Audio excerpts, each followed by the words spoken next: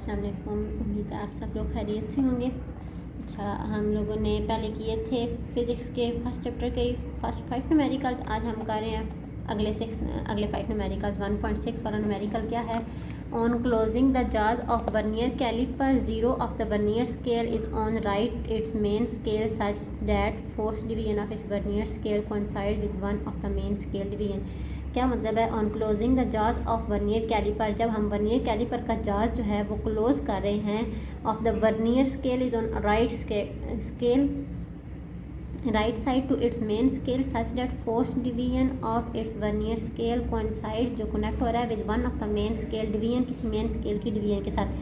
क्या कहना चाह रहे हैं ये कि वर्नियर स्केल की जो फोर्थ डिवीजन है वो मिल रही है राइट साइड के किसी मेन स्केल के साथ, कि वर्नियर स्केल की जो फोर्थ डिवीजन है वो किसी राइट साइड के मेन स्केल के साथ हमारे पास मिल रही है। Find it zero error and zero correction. पीछे जो टॉपिक है वर्नियर कैलिपर का, उसमें एक वर्नियर कैलिपर पूरा बना हुआ है, वो जिसको हम हिला के तो आगे करके लेके आते हैं वो हमारे पास मेन स्केल हो गया, और वो हमारे पास वर्नियर स्केल हो गया। जो नीचे पूरी पट्टी सी होती है जिसके ऊपर सारा स्केल बना होता है उसको हम क्या कहते हैं?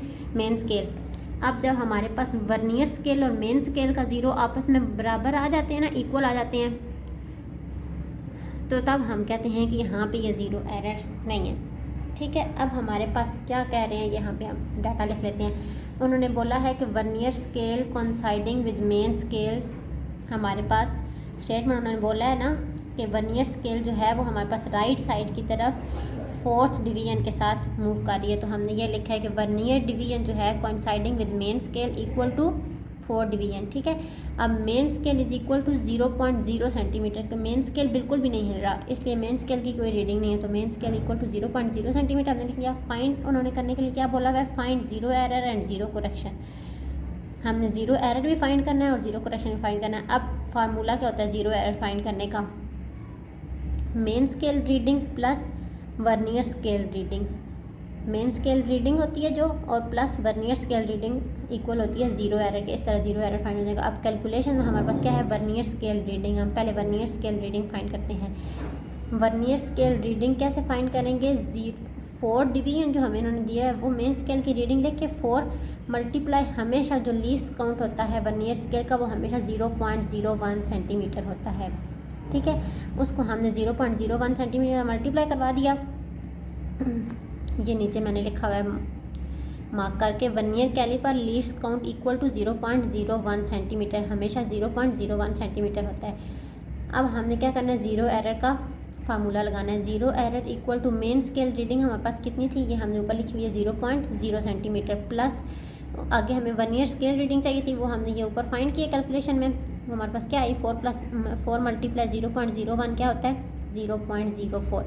जब इन दोनों को हम आपस में प्लस करेंगे तो 0.04 सेंटीमीटर हमारे पास आ गया। ये पॉजिटिव में आया है क्योंकि इन दोनों के साथ पॉजिटिव है, तो ये हमारे पास पॉजिटिव आंसर आएगा। ज़ीरो एरर बिल्कुल इसके ना ऑपोजिट होता है, ज़ीरो करेक्शन जो होता है वो ज़ीरो एरर के बिल्कुल ऑपोजिट होता है। क्या आएगा? ज़ीरो एरर जितना आया है हमारे पास उसमें से उतनी ही वैल्यू हम माइनस कर देंगे तो हमारे पास ज़ीरो करेक्शन आ गया। ये 0.04 सेंटीमीटर प्लस में ना, तो ज़ीरो करेक्शन हमारे पास किस में आ जाएगा? माइनस 0.04 सेंटीमीटर में। ठीक है, आगे हमारे पास है 7th न्यूमेरिकल। वो क्या कहता है? A screw gauge has 50 divisions on its circular scale. जो स्क्रू गेज है वो 50 डिवीजन के साथ सर्कुलर स्केल के पास मूव करे। The pitch of the screw gauge की पिच कितनी है? 0.5 millimetre. What is it least count? हमने इसका लीस्ट काउंट फाइंड करना है। हमने यहाँ पे ये डाटा बना लिया है। स्क्रू गेज की पिच हमें इन्होंने दी हुई है 0.5 मिलीमीटर। ठीक है, वो हमने लिख लिया गिवन डाटा में, और ऊपर उन्होंने क्या बताया हुआ है? Screw gauge has 50 division on its circular scale. तो हमने लिखा नंबर ऑफ डिवीजन, और सर्कुलर स्केल पे कितनी डिवीजन हुई है इसकी? 50। फाइंड में उन्होंने हमें क्या बोला? लीस्ट काउंट फाइंड करना है। तो लीस्ट काउंट इक्वल टू, ये हमने फाइंड करना है। फार्मूला इसका क्या होगा? लीस्ट काउंट का क्या फार्मूला होता है स्क्रू गेज के लिए? Pitch of screw gauge divided by number of division on circular scale.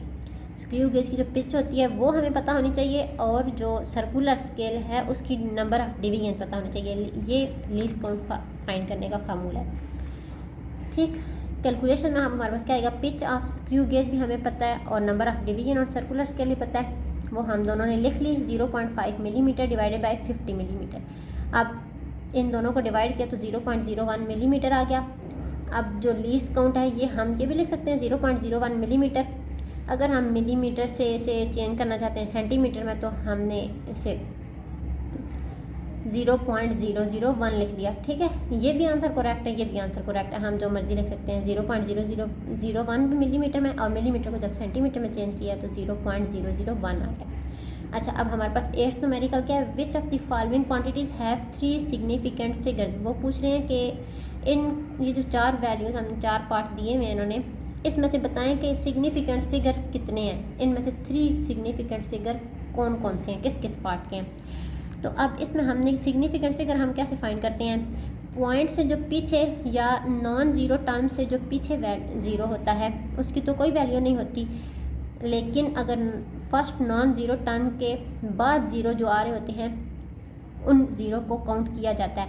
अब जिस तरह फर्स्ट नॉन ज़ीरो टर्म ये ए पार्ट में कौन सी है, फर्स्ट नॉन ज़ीरो टर्म है ना 3, तो ये कितने हैं 1 2 3 4 5, ये 5 डिजिट है, तो ये तो 3 सिग्निफिकेंट फिगर ना हुआ।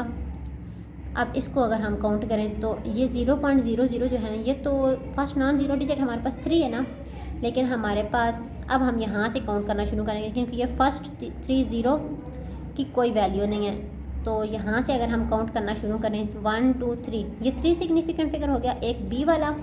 और अगर हम सी वाला देखें तो ये हमारे पास क्या है 5.05 मल्टीप्लाई 10 की पावर -27 किलोग्राम।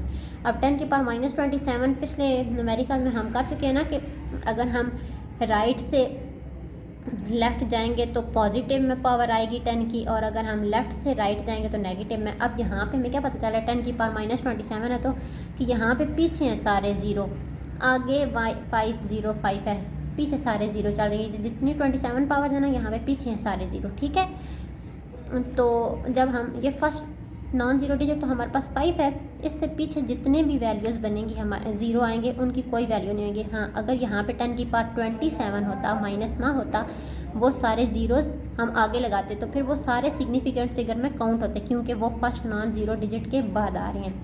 लेकिन यहाँ पे ये सारे पीछे की तरफ आ रहे हैं तो हमारे पास non zero digits 3 significant figure ये कितने होंगे 1 2 3, तो ये वाला 3 सिग्निफिकेंट फिगर बनेगा।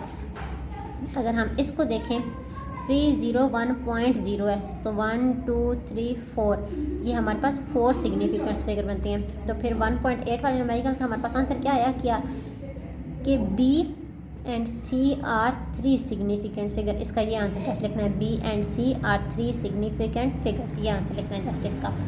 अब 1.9 न्यूमेरिकल भी इसी की तरह है, लेकिन इसमें हमने खुद बताना है। यहाँ पे उन्होंने बता दिया था ना कि 3 सिग्निफिकेंट फिगर जस्ट बताएं कि इन चारों में से कौन कौन से हैं। यहाँ पे हमने क्या करना है, what are the significant figures in the following measurement.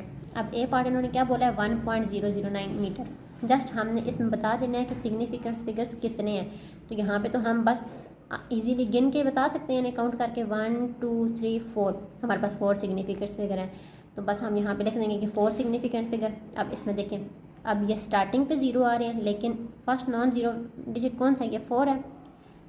तो यहाँ से हम काउंट करना शुरू करेंगे ना 1 2 3, तो इसका हम क्या लिख देंगे 3 सिग्निफिकेंट फिगर्स। इसके हमारे पास कितने फिगर्स हैं, 3 सिग्निफिकेंट फिगर। ठीक हो गया। अब इसमें देखें यहाँ पे भी 10 की पावर -27 आ रही है, ये भी सारे ज़ीरो पीछे लगेंगे क्योंकि माइनस की पावर में, तो वो ये इस क्वेश्चन की तरह इसकी तरह सॉरी माइनस में ज़ीरो सारे पीछे लगेंगे तो उनको हम काउंट नहीं करेंगे। तो अब इनके हम सिग्निफिकेंट्स वगैरह कितने बताएंगे 1 2 3, इसके कितने सिग्निफिकेंट्स फिगर हैं 3, और इसके कितने हैं, फर्स्ट नॉन ज़ीरो डिजिट ही है। अब ये दरमियान में जो दोनों ज़ीरो हैं ये तो काउंट होंगे क्योंकि ये दोनों दरमियान में आ रहे हैं, फर्स्ट जो डिजिट है वो नॉन ज़ीरो है। 1 2 3 4, इसके कितने सिग्निफिकेंट्स फिगर हैं 4। होपफुली ये सिग्निफिकेंट्स फिगर्स वाला तो समझ आ गया होगा। उसके बाद हमारे पास है numerical 1.10, a chocolate wrapper is 6.7 centimetre long and 5.4 centimeter wide. Calculate its area up to reasonable number of significant figures. वो क्या कह रहे हैं, एक चॉकलेट रैपर है जो 6.7 सेंटीमीटर लंबा है एंड 5.4 सेंटीमीटर उसकी वेट है। कैलकुलेट हमने करना है एरिया, कि वो कितनी एरिया में पड़ा हुआ है। उसके बाद हमने अब गिवन डाटा लिख लिया, हमें लेंथ दी गई है ना, लेंथ 1 हमने मतलब विड्थ को भी हम जब फार्मूला लिखते हैं लेंथ मल्टीप्लाई विड्थ, तो विड्थ का सिंबल हम एल ही यूज़ करते हैं मोस्टली क्वेश्चन में, या हम डब्ल्यू भी यूज़ कर सकते हैं, कोई मसला नहीं है, ऐसे करके मल्टीप्लाई डब्ल्यू इस तरह करके। खैर L1 इज इक्वल टू हमारे पास इन्होंने क्या दिया है 6.7 सेंटीमीटर। L1 और L2 हमने क्यों दिया है, अगर हम यहाँ पे विड्थ का सिंबल दे रहे हैं ना ऐसे विड्थ का, तो फिर हम तो W लिख सकते हैं और फिर 1 2 की कोई ज़रूरत नहीं है। तो L1 हमने बोला है कि लेंथ है हमारे पास 6.7 सेंटीमीटर, जो विड्थ है L2 इज इक्वल टू वो क्या है 5.4 सेंटीमीटर। कैलकुलेटेड एरिया, एरिया का क्या फार्मूला होता है, ये हम छोटी क्लासेस में पढ़ के आ रहे हैं, area equal to length multiply width. ये तो इजीली फार्मूला याद हो सकता है, A equal to L multiply L, जो फार्मूला हम लिखते हैं। अब कैलकुलेशन हमने क्या करना है, L1 मल्टीप्लाई L2 लिख दिया, सिंपली L1 लेंथ 1 जो लेंथ जो है वो उसकी वैल्यू लिख के मल्टीप्लाई बाय जो विड्थ है उसकी